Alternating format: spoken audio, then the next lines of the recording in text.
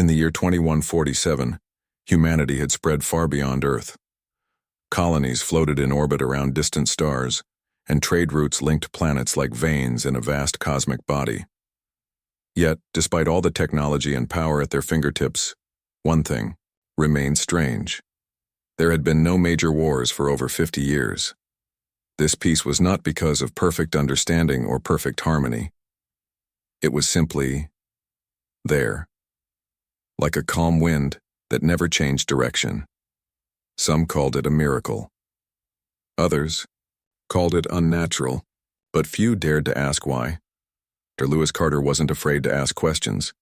He was a behavioral scientist from Boston, known for his bold ideas and quiet voice. He didn't shout his theories across lecture halls or argue with politicians on news feeds. Instead, he watched people, how they acted, how they fought, how they stopped fighting when they should have kept going. His latest theory was simple.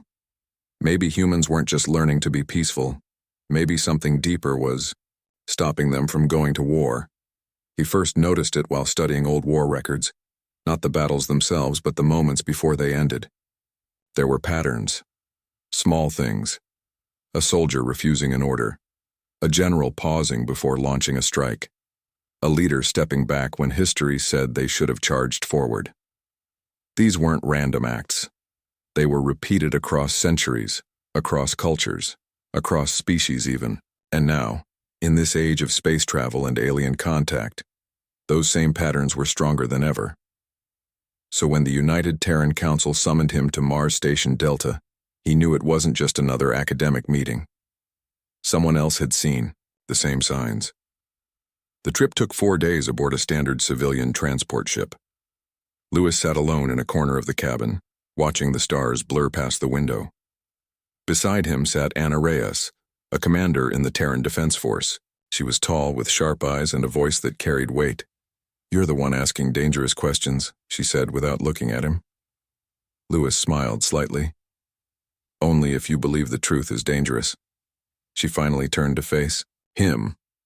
"I believe peace is built on strength, not mystery." He nodded. "Then we'll have a lot to talk about." Mars Station Delta was not a place for tourists.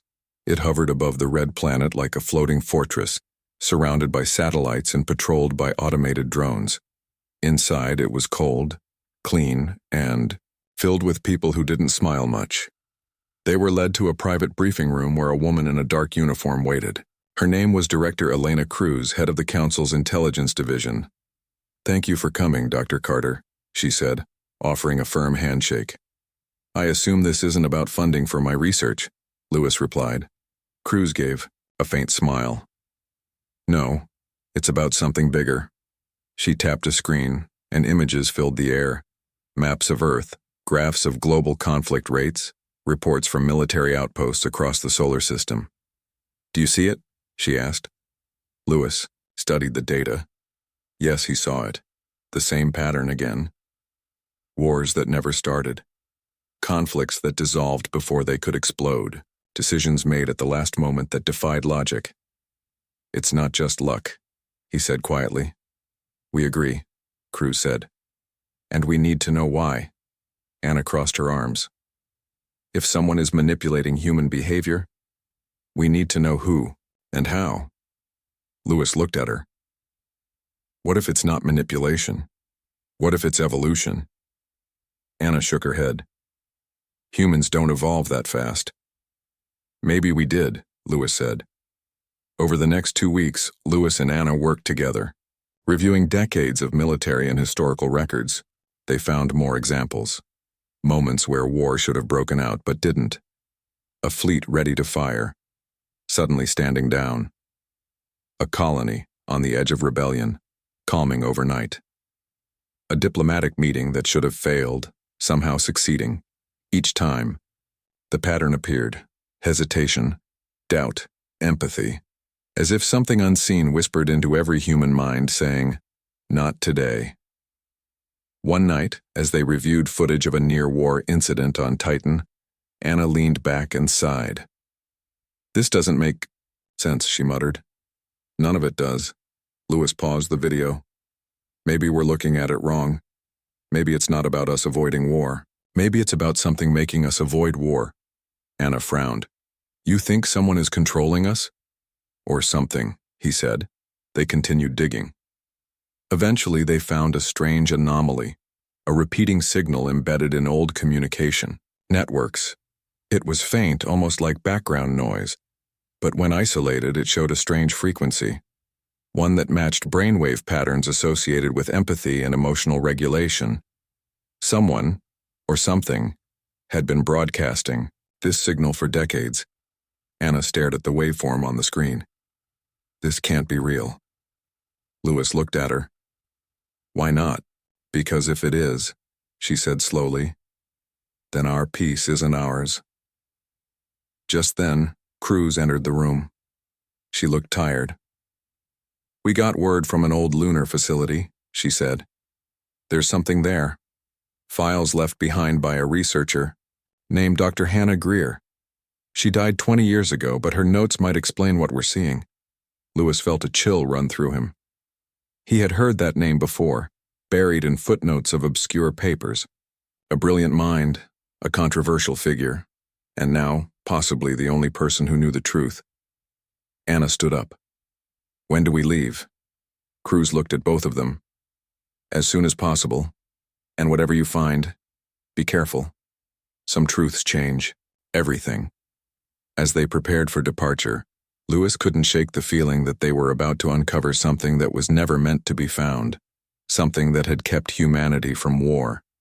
Not because we chose peace, but because someone else made sure we couldn't fight. The journey to the lunar facility was quiet. Lewis Carter and Anna Reyes sat in silence aboard the small transport shuttle, watching as Earth grew larger behind them. The moon loomed ahead, gray, cold, and lifeless. They had been given clearance by Director Elena Cruz and the United Terran Council to access the abandoned research station known as Echo Base. It had been shut down 20 years ago after a mysterious accident. No official reports were ever released, but rumors said something went wrong during an experiment involving deep space communication.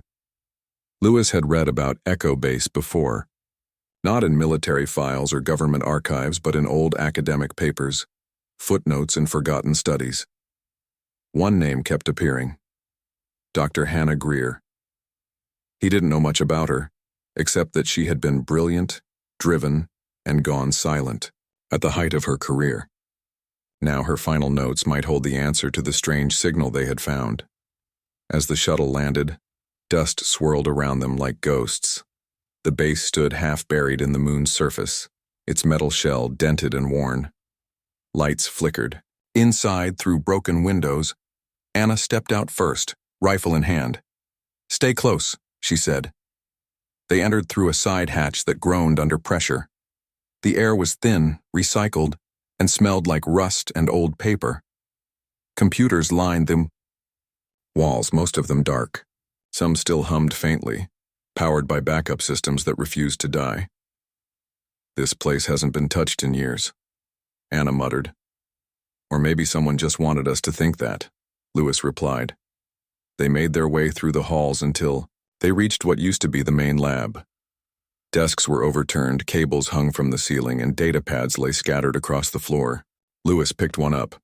It was cracked but still functional. He tapped the screen. Lines of text blinked to life. Project Harmony, Phase 3. Signal strength stable. Emotional response patterns consistent. Test subject shows reduced aggression. Markers. Empathy levels rising. Caution advised. Long-term exposure unknown. Lewis frowned. This isn't just theory. They tested it. Anna leaned over his shoulder. Tested what? The signal, he said. They weren't just broadcasting it, they were using it on people. She looked around the room. Then why shut it down? Lewis didn't answer. Instead, he moved deeper into the lab, searching for more records. Finally, he found a locked cabinet. With a few quick taps, he bypassed the security code, outdated, easy to crack. Inside were hard drives, journals, and one sealed envelope labeled, "For the next one who asks why." He opened it carefully. Inside was a short letter written in neat, precise handwriting. If you're reading this, then the truth has survived longer than I hoped. We thought we were saving humanity. Maybe we did. Maybe we didn't. The signal is real. It came from beyond our world. We only amplified it. But if you've found this, then someone must have tried to stop it. Be careful. The past doesn't stay buried forever. Lewis read it twice before speaking. She knew someone would come looking. Anna took the letter and read it herself. Whoever someone is, they might still be out there. They spent hours combing through the files. Slowly, a picture began to form. Dr. Greer had discovered the signal while studying alien broadcasts from the Zalari Alliance, a peaceful species humanity had made contact with nearly a century earlier. The Zalari had sent transmissions filled with music, speech, and cultural data. Dr. Greer had noticed something unusual, a low-frequency pattern embedded in all their messages. At first, she thought it was interference, but when she isolated it, she found it matched brainwave frequencies associated with empathy and emotional regulation. Humans who listened to the signal showed subtle changes in behavior. Less aggression. More hesitation before conflict. A growing sense of shared understanding. So Dr. Greer and her team had done something bold. They had begun amplifying the signal, embedding it into global communications networks. Slowly, it became a part of daily life. Background noise in every voice call, every video feed, every satellite transmission. And it worked. War stopped. Not because humans chose peace, but because they couldn't fight anymore. Not physically. Mentally, the signal acted like a whisper in the back of every human mind, telling them again and again, "Don't do it." Anna closed one of the files and stared at Lewis. "You're saying we've been controlled, guided," he corrected, "maybe even protected. From ourselves?" she asked. "Or from each other," he said.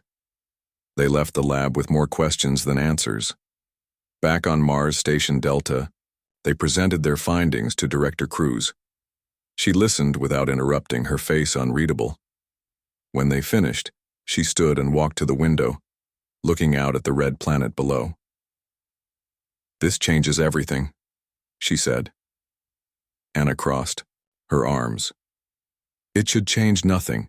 If this signal keeps us from war, then maybe we need it. Or maybe," Lewis said quietly, "we deserve the chance to choose peace for ourselves." Cruz turned to face them. "There's more." They both looked at her. "We've detected tampering with several deep space satellites," she said. "Someone has been trying to override the signal." Anna stiffened. "Who?" "We don't know," Cruz admitted. "But whoever they are, they want humanity to remember how to fight." Lewis felt a chill. If someone was trying to disable the signal, then the fragile peace humanity had enjoyed for decades could collapse overnight. Anna looked at him. "We need to find them." He nodded. "Before it's too late." As they left the briefing room, Lewis couldn't shake the feeling that they were walking into something far bigger than they understood. Something ancient. Something dangerous. And something that had kept humanity from war for far too long. The discovery of the signal had shaken Lewis Carter and Anna Reyes to their core. It was one thing to suspect that peace had come naturally after centuries of war. It was another to learn that something, or someone, had been quietly guiding humanity away from violence. Now, with the knowledge that someone was trying to shut it down, they had no choice but to dig deeper. Their next step took them far beyond Mars Station Delta. Director Elena Cruz had arranged for them to meet with a Zalari diplomat named Virel, stationed at the Interstellar Embassy on Earth. The Zalari were one of the first alien species humanity had made contact with, and they were known for their calm nature, advanced technology, and deep interest in human culture. But until now, no one had ever asked them about the signal. As they stepped into the embassy, Lewis felt the air change. The Zalari lived by strict routines, and their buildings reflected that. Clean lines, soft lighting, and an almost musical hum in the walls. Everything felt like it was meant to soothe. Virel greeted them in perfect English, his voice smooth and measured. "Welcome," he said. "I understand you have questions about our early transmissions." Lewis nodded. "We believe your broadcasts may have contained a hidden frequency, one that affects human behavior." Anna watched Varel closely, looking for any sign of surprise. She didn't see any. Instead, the Zalari tilted his head slightly. "You found it, then?" Lewis and Anna exchanged glances. "You knew?" Anna asked. "We suspected," Varel replied. "Long ago, when we first reached out to your species, we noticed something unusual. Your people responded to our messages in ways we did not expect. Conflicts that should have escalated did not." He led them into a small chamber filled with glowing panels and strange symbols. He tapped one, and a holographic display appeared. Old transmission logs from over a century ago. "These are the first messages we sent to Earth," Varel explained. "They were meant only as greetings, cultural exchanges. But within months, we saw patterns in your global behavior." Lewis leaned closer. The data showed drops in violent crime, fewer military standoffs, and even unexpected diplomatic breakthroughs. "It started with us," Lewis whispered. Varel nodded. "We studied this effect for many years. We called it the resonance." Anna frowned. "Resonance?" "Yes," Varel said.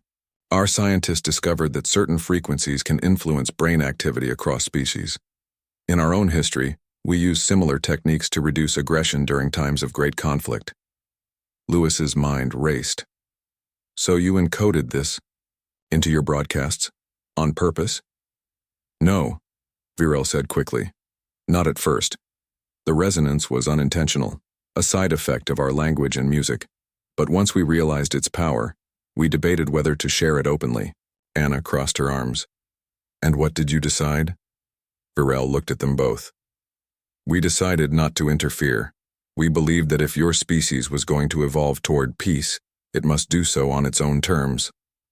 Lewis sat back, stunned.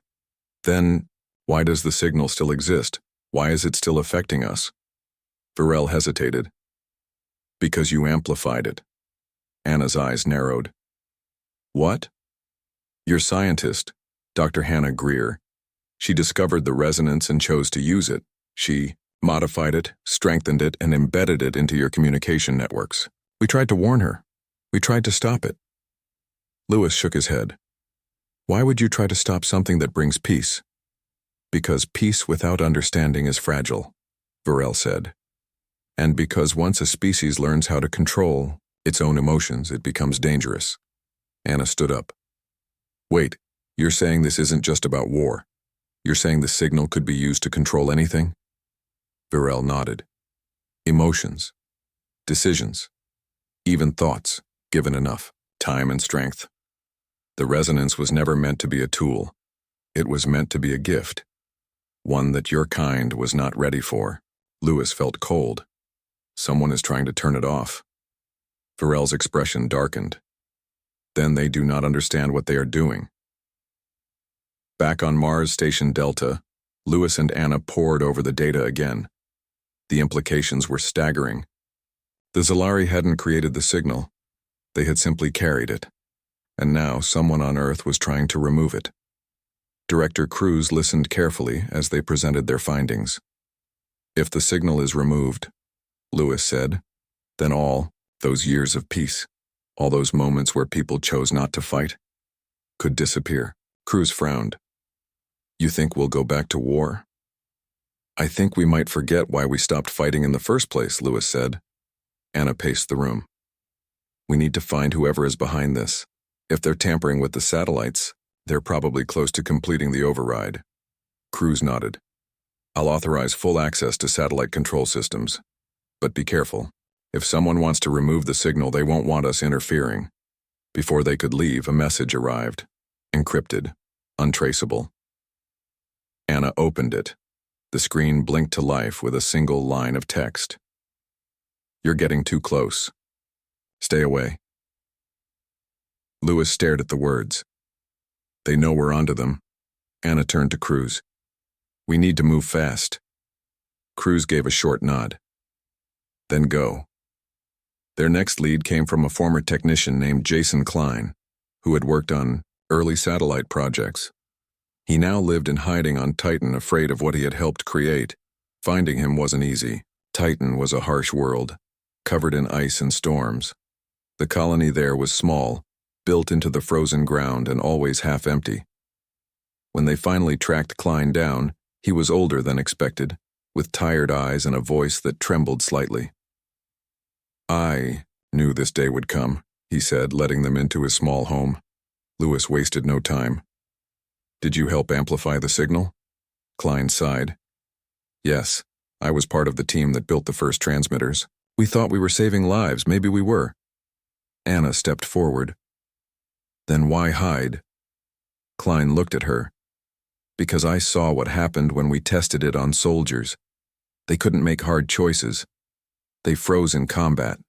Some refused. Orders. Others broke down completely." He paused. "The signal doesn't just stop war, it stops action. It stops decision-making. It makes people hesitate, even when they shouldn't." Lewis frowned. "So you believe it's wrong?" "I believe it's dangerous," Klein said, "and now someone is trying to shut it down. I don't blame them, but I fear what will happen if they succeed." Anna leaned in. "Do you know who's behind it?" Klein nodded slowly. "I have my suspicions. There's a group, quiet, powerful. They call themselves the New Dawn Alliance. They believe peace has made humanity weak. They want to return to the old ways." Lewis felt a chill. "They want war." Klein met his gaze. "They want choice. They believe we deserve to fight on or not, on our own terms." Anna looked at Lewis. "We need to find them before they finish the override." Klein handed them a small drive. "This contains everything, I know. But be careful. The New Dawn Alliance doesn't forgive interference." As they left Titan, Lewis looked out at the icy horizon. The truth was more complicated than he had imagined. The signal had saved lives, but it had also taken something from humanity, the freedom to choose. And now, someone wanted to take it away entirely. As they returned to Mars Station Delta, Lewis couldn't shake the feeling that they were standing at the edge of something huge, something that could either preserve peace or unleash war once more. And this time, there would be no signal to stop it. The journey back to Mars Station Delta was quiet. Lewis Carter sat by the window watching as Titan faded into the black void behind them. Anna Reyes paced near the rear of the cabin, her hands clenched into fists. They had more questions than answers now. The signal had come from the Zolari, not as a weapon but as an unintended gift. Humanity had taken it and amplified it, embedding it into their own communications. For decades it had shaped human behavior, whispering in every mind, "Don't fight." But someone wanted that whisper gone. Someone wanted humanity to remember how to hate. Anna finally stopped pacing and looked at Lewis. "We need to understand why Greer did this." Lewis nodded. "She must have believed it was the only way. Or maybe she didn't know what she was doing," Anna said. "Either way, we can't ignore what's happening now. If this New Dawn Alliance shuts down the signal, everything changes." Back on Mars Station Delta, they met with Director Elena Cruz again. She listened as they explained everything. The Zolari's discovery, Dr. Hannah Greer's role in amplifying the signal, and the growing threat of the New Dawn Alliance. When they finished, Cruz remained silent for a long moment. Then she tapped a command on her console. A screen lit up with a list of names and locations. "This is what we have on the New Dawn Alliance," she said. "Not much, they're careful. But we've tracked some of their activity to a private research facility orbiting Earth. It's registered under a civilian tech firm, but we believe it's being used to develop signal override technology." Anna leaned closer. "Can we get inside?" Cruz gave a small nod. "I can arrange access, but you'll have to move fast. If they suspect we're onto them, they'll vanish." Lewis felt his stomach tighten. "And if they finish their work?" Cruz looked him in the eye. "Then peace ends." The trip to the orbital facility took less than a day. Disguised as maintenance workers, Lewis and Anna boarded the station under the cover of night cycle. The place was sleek and modern, filled with engineers and scientists who had no idea what their work was really being used for. They moved quickly through the halls, following data trails left behind in old logs. Eventually, they found themselves in a restricted lab. The door was locked, but Anna handled that with a quick bypass code. Inside, rows of machines hummed softly. Screens displayed waveforms, frequency maps, and test results. Lewis stepped forward, scanning the data. This is it. They're building something to cancel the signal. Anna looked over his shoulder. How close are they? He frowned. Very. They've already tested it in small areas. Look here. These readings show reduced empathy markers in test subjects. Hesitation gone, aggression rising. Anna cursed under her breath. They're turning people back into fighters. Before they could say more, a voice echoed from behind them. You shouldn't be here. They turned sharply. Standing in the doorway was a man in a dark coat. He was older, with gray hair and sharp eyes. He didn't seem surprised to see them. Who are you? Anna asked, hand moving toward her sidearm. The man smiled slightly. My name is Ryan Brooks, and I assume you're here about the signal. Lewis took a step forward. You're with the New Dawn Alliance. Brooks nodded. I lead it. Anna tensed. You're trying to remove the signal. Yes, Brooks said simply. Because it's not ours. It was given to us without our consent. And now, we live under its influence like children wearing invisible chains. Lewis shook his head. It's kept us from war. Has it? Brooks asked. Or has it just made us weak? Think about it. How many times have we failed to act because of hesitation? How many decisions were made not by choice, but by manipulation? Anna crossed her arms. So you want to return to war? Brooks's expression hardened. I want us to choose our future. If we are to fight, let it be by our own will. If we are to make peace, let it be earned, not forced upon us by an alien frequency. Lewis stared at him. What happens when you shut it off? Brooks walked over to one of the control panels. We find out what humanity truly is. He tapped a few keys. A countdown appeared on the main screen. 2 hours until full signal override. Anna's breath caught. You're doing it soon. Brooks looked at her. Yes, and there's nothing you can do to stop it. They barely escaped the facility. As soon as they left the lab, alarms began to blare. Security forces scrambled. Lewis and Anna ran through the corridors, ducking into maintenance tunnels and using emergency lifts to reach the docking bay. By the time they reached their ship, they were out of breath. As they lifted off, Anna turned to Lewis. We need to warn crews. He nodded, but his mind was racing. Brooks wasn't wrong. The signal had shaped human behavior for decades. It had stopped wars, yes. But at what cost? Had they truly chosen peace? Or had they simply been programmed? 2. Back on Mars Station Delta, crews listened carefully as they explained what they had learned. When they showed her the countdown, her face went pale. 72 hours, she muttered. That's not enough time. Anna leaned forward. We have to stop them. Crews nodded. I agree, but we also need to prepare for what comes next. Lewis looked at her. You think we should let the signal go? Crews sighed. No, but I also don't believe we can keep hiding the truth. If the signal is removed, we need to be ready for the consequences. Anna frowned. Like riots? Conflicts breaking out across the colonies? Possibly, Crews admitted. But if we act fast, we might contain it.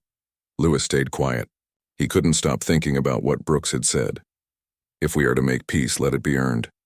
Was that possible? Could humanity choose peace without the signal?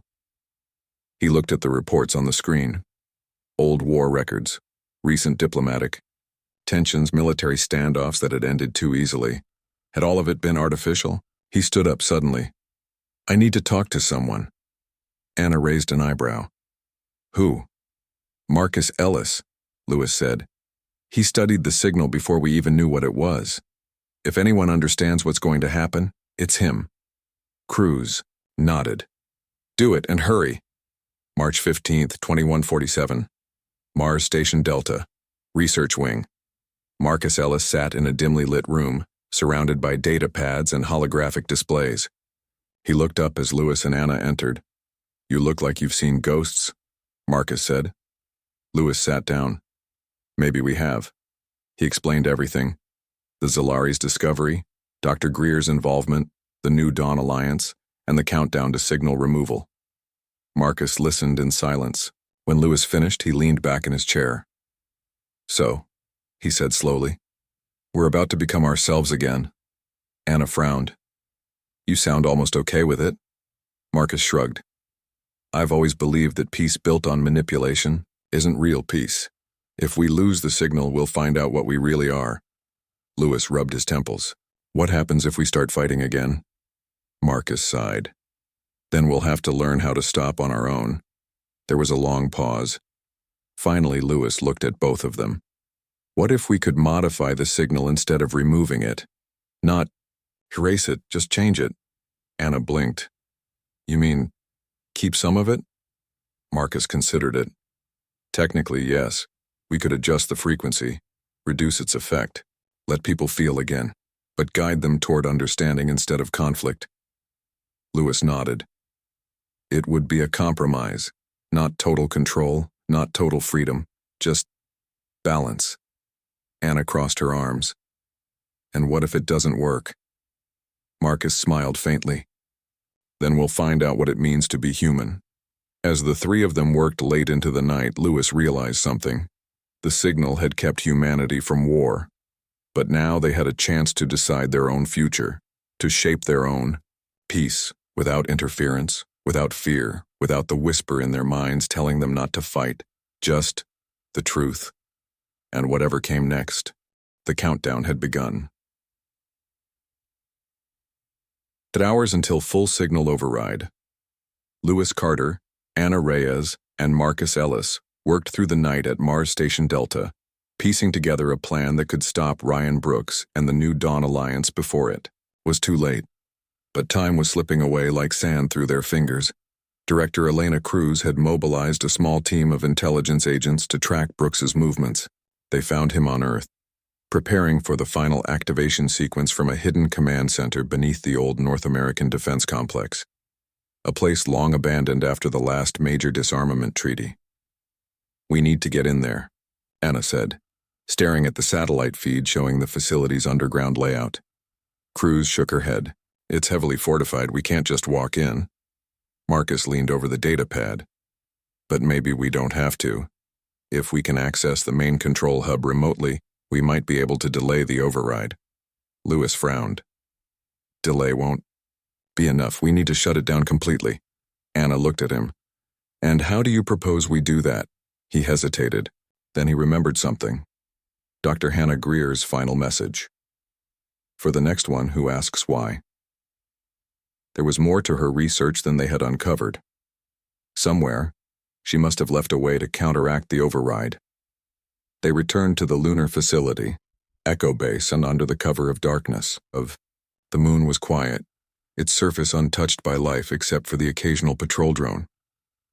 Lewis and Anna entered through the same side hatch as before, moving quickly through the halls toward the main lab. This time, they weren't looking for files. They were looking for a failsafe. After hours of searching, Lewis found it. A sealed compartment behind a false wall in the back of the lab. Inside was a small device, no bigger than a handheld communicator. Beside it was another note written in Dr. Greer's neat handwriting. If this falls into the wrong hands, it could undo everything. Use it only if the signal is about to be lost. It will amplify the resonance, not remove it. Choose wisely. Anna read over his shoulder. What does it do? Lewis turned the device over in his hands. I think it's a backup transmitter. If activated, it could boost the signal, make it stronger than ever. Anna raised an eyebrow. Stronger? Isn't that the opposite of what we want? Not exactly, Lewis said. Right now, Brooks is trying to erase the signal. If we activate this, we could overpower his override. Keep the peace intact. She crossed her arms. Or we could make things worse. He met her gaze. Then we'll have to decide. Do we let humanity choose war again? Or do we protect them from themselves one last time? Anna didn't answer right away. Finally, she nodded. Let's go. Back on Mars, Station Delta, crews coordinated. With a covert strike team to infiltrate the underground facility, where Brooks was preparing to launch the override. Meanwhile, Lewis and Marcus worked on integrating the backup transmitter with the existing satellite network. This is risky, Marcus muttered, adjusting the frequency. If we get the signal strength wrong, we could cause panic instead of calm. Then let's get it right, Lewis said. Anna stood nearby watching the countdown on the screen. 8 hours until full signal override. They didn't have much time. The infiltration began at dawn cycle. A small team of elite agents dropped into the facility using a stealth transport craft disguised as a maintenance shuttle. They moved fast and silent, disabling security systems and neutralizing guards without drawing attention. Brooks knew they were coming. As soon as the first wave entered the lower levels, alarms blared. Automated defenses activated. Laser turrets emerged from walls. The mission turned into a firefight. Anna led the second wave. She moved with precision, clearing rooms and pushing forward. Her heart pounded as they neared the central command room. Inside, Brooks stood at the main console, surrounded by technicians and armed guards. He saw Anna on the security feed.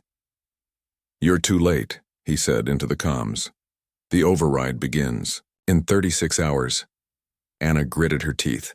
"Not if I stop you first." Meanwhile, Lewis and Marcus completed the final adjustments to the transmitter. "Ready?" Marcus asked. Lewis took a deep breath. "No, but we don't have a choice." He pressed the activation switch. Nothing happened at first. Then, across the planet, people paused. In cities, on ships, in colonies orbiting distant stars, humans stopped what they were doing. Some felt a strange calm wash over them.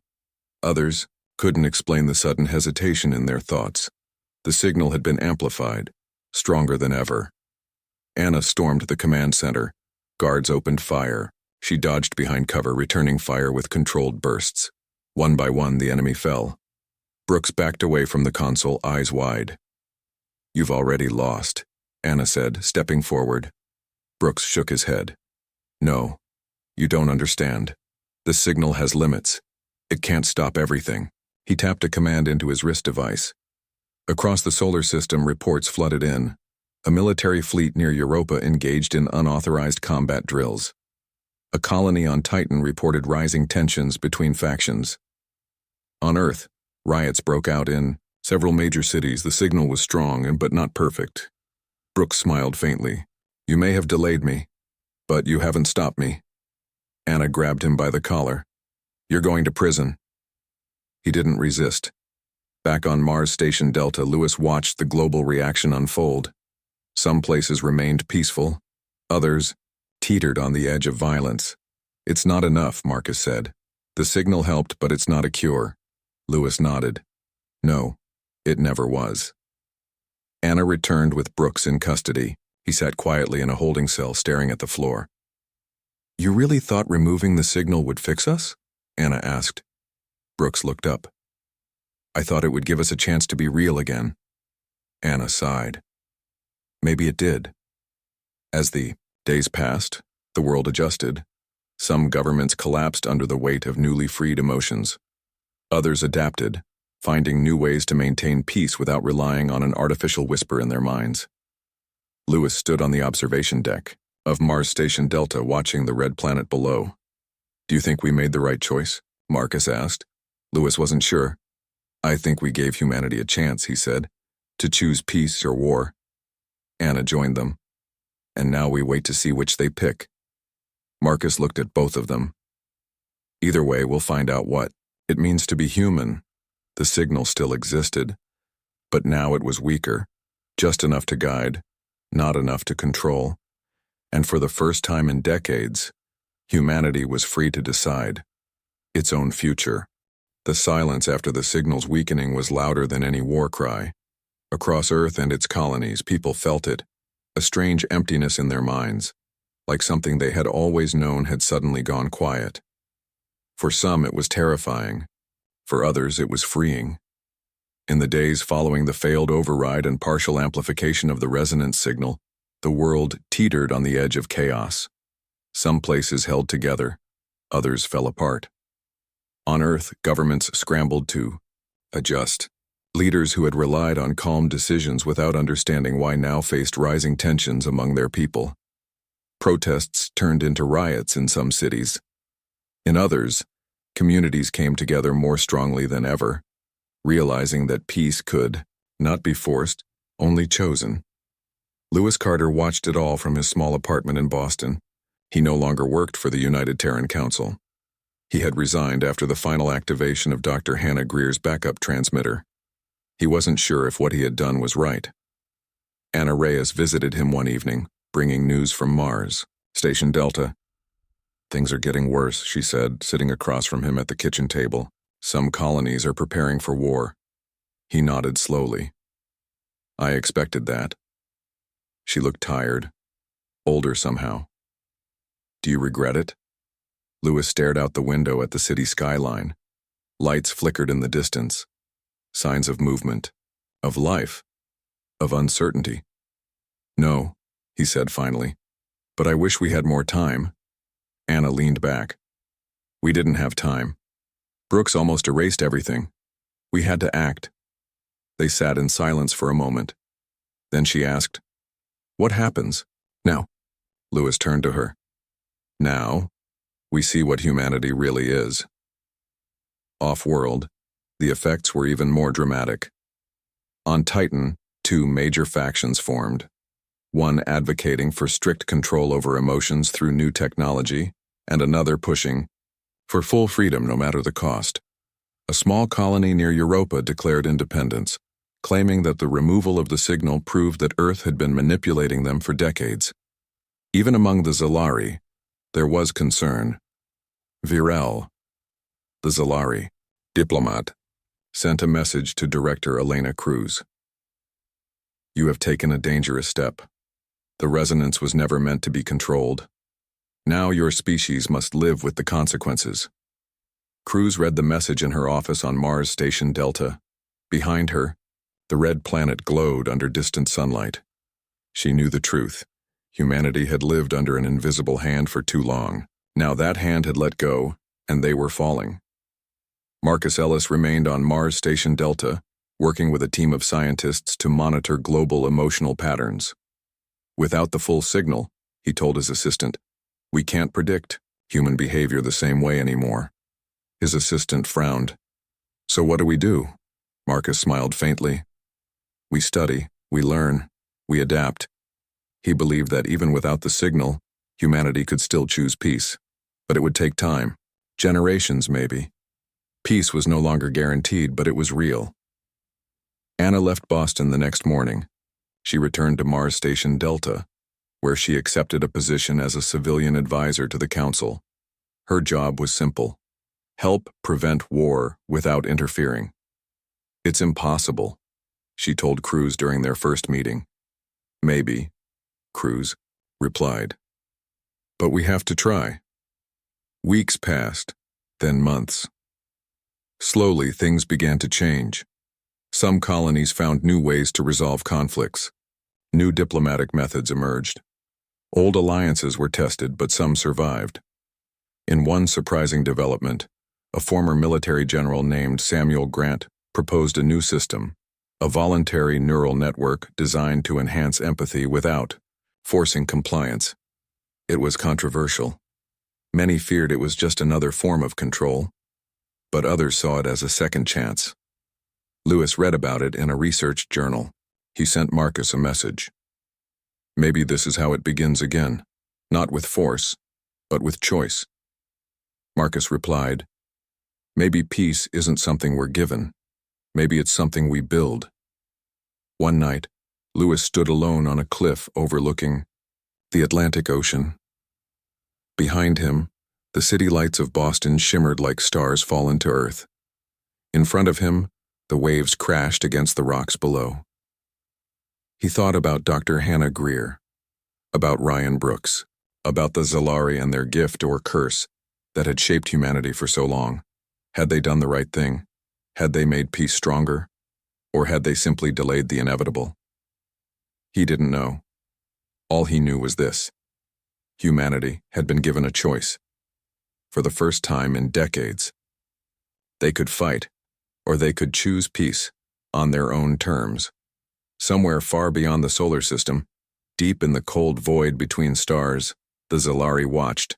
Their monitors picked up the changes in human behavior, the rise in conflict, the moments of unexpected unity. Virel stood before a council of elders. Should we intervene? One of them asked. Virel shook his head. No, they must find their own way. Another elder spoke. What if they fail? Virel looked at the screen, watching images of human ships docking peacefully, of diplomats shaking hands, of soldiers refusing orders. Then they will have learned what we did, he said quietly. That peace is not given. It is earned. Back on Earth, Lewis received a message. It was from Anna. Things are changing, slowly, painfully, but changing. People are starting to talk again. Not because they have to, because they want to. Maybe that's enough. He read it twice. Then he closed his eyes and listened to the sound of the wind. Not the whisper of a hidden signal, just the wind. And somewhere inside him, he felt something he hadn't felt in years. Hope.